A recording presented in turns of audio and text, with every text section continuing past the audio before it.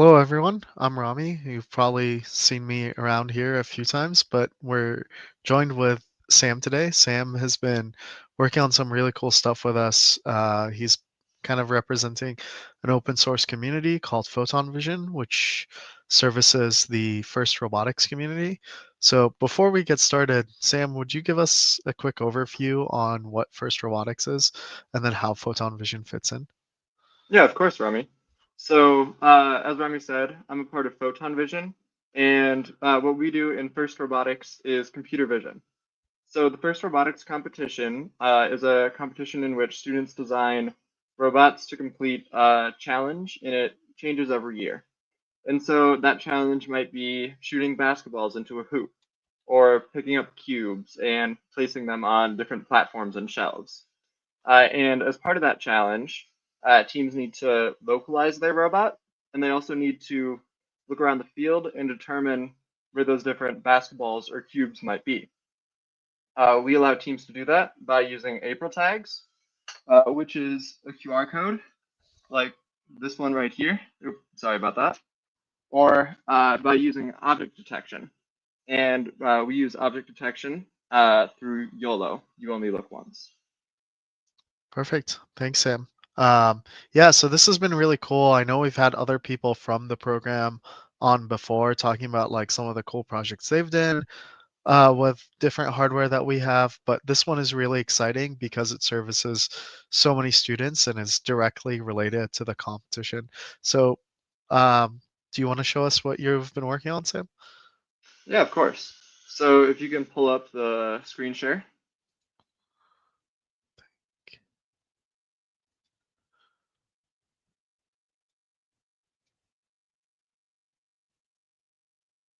I can't tell. There we go. There we go. So you can see this is the Photon Vision user interface. And so we allow you to select your camera and select different pipelines. So the one I'm showing right now is our object detection pipeline. You can see we have a bounding box around myself. Right now, I'm just using the typical COGO dataset. And so that lets you detect like a person. It'll detect various other common household objects like a toothbrush, a cup, cutlery, and other things. This model is designed to allow teams to test just whether the object detection is working or not. We also have our custom trained models. Those we're especially proud of since we make it so that teams who don't necessarily have the access to high power GPUs and computers to train models. And that lets them actually have these models available for use. And this one specifically is trained on algae and coral, which are the game pieces that were used this year in this year's game. We also have AprilTag support. AprilTags being these. And so you can see we'll detect the AprilTag and then show you kind of where it is. There we go. And using that, we can determine where the robot actually is on the field. The most exciting part here, though, is the object detection, and this is what I've been working on with Qualcomm in the new RUBIK Pi. And so with this, we've been able to implement kind of backend with the RUBIK Pi's neural processing unit. And this lets us get object detection at speeds that we haven't seen before on our other platforms. Right now, the camera I'm using is frame rate limited at 30 frames per second, but we've gotten it up to 120 frames per second with no loss in like accuracy and detection. So we're pretty proud of that. That's awesome. Thanks, Sam. Okay, just for I think one of the coolest things that Photon Vision does is how easy it is for high school students and first students to s- be able to get this up and running so quickly. So can you walk us a little bit through that? How you get started? Let's say you have a fresh Rubik Pi, how you can get going from there. Yeah, of course. So if you have a fresh Rubik Pi, uh, all you need to do is head to our docs page, if we can get that link in the chat. And once you're there, it should have a link to our dev release. and I believe that link is also going to be in the chat. And if you download the image tagged with the RUBIK Pi from there, you can follow the steps on our docs in order to install kind of our custom-built image for the RUBIK Pi. We use the Qualcomm flasher, which was just recently released. And I'm pulling up our docs right now. Here we go. So all you need to do is pull up the Qualcomm launcher. And once you have that up, go ahead and select custom image, choose our image. And once you've done that, it'll walk you through the process. Your RUBIK Pi will reboot. And then all you need to do is go to photonvision.local, and then the port number is 5800. And I believe that's going to get put in the chat too. Awesome. Great. Quick question that came up. What OS does the RUBIK Pi come out of the box with? And then how can you, like, what is Photon Vision kind of built on top of? Yeah, so the RUBIK Pi, I believe it's either shipped with Qualcomm's custom Linux build or the Ubuntu build. Photon Vision uses the Ubuntu build, and we've written a couple different scripts that will modify that build to suit our purposes. We install all of the various libraries we need, remove some we don't, and then we install Photon Vision on the image, and that allows people to simply download the image and flash it. And that's what we kind of strive to do here, as our goal is to make it as easy as possible for first students.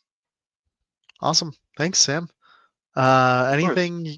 I see you got the really nice. Oh, sorry, this is the docs, but I noticed you also did some docs, or sorry, theme changes to the Photon Vision web service. Any other cool new features that you want to let us in on that you're Yeah, planning or? sure.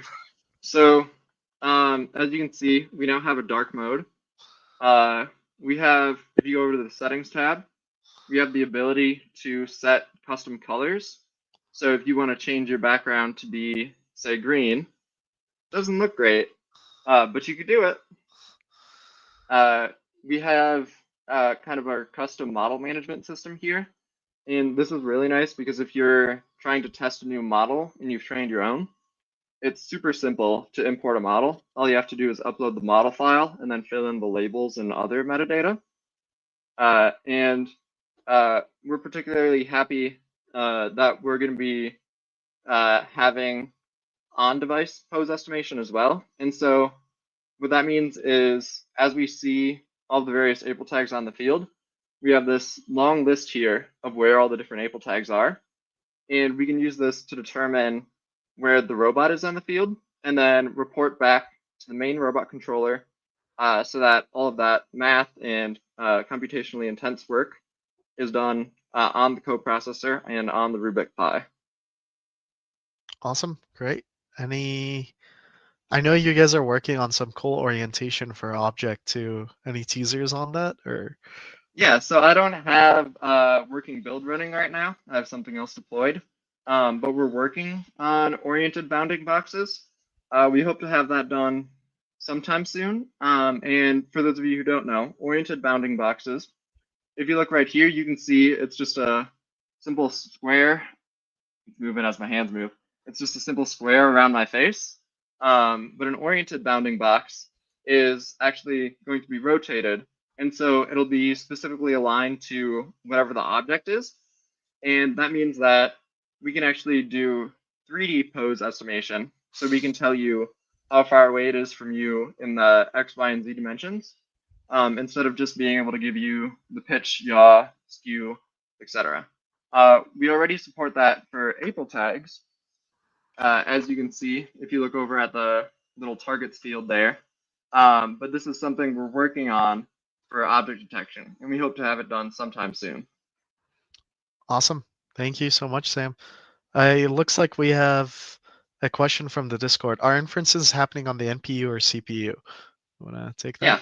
So all of the inferences for our object detection that we do happen on NPU.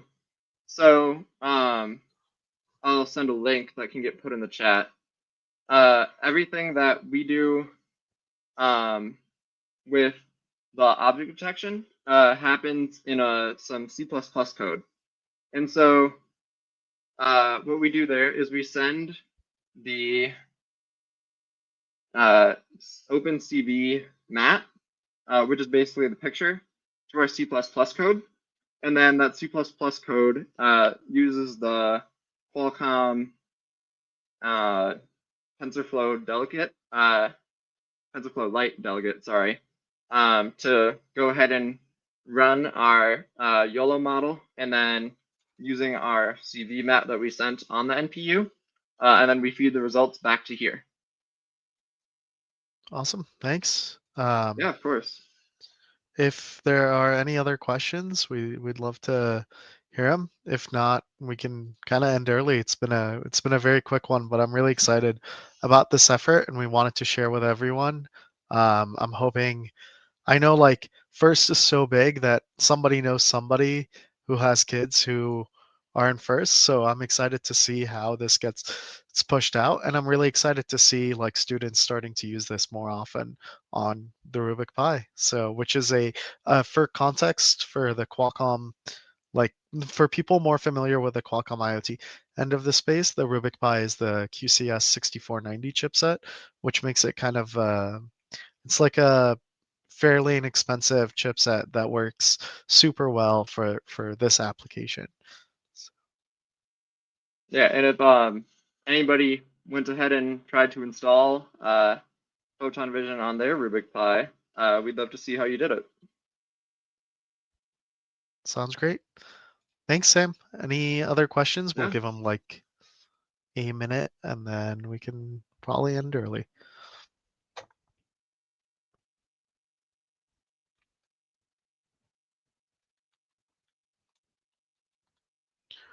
All right. Thanks, everyone. Doesn't seem like there's any more questions. We'll give it a few more.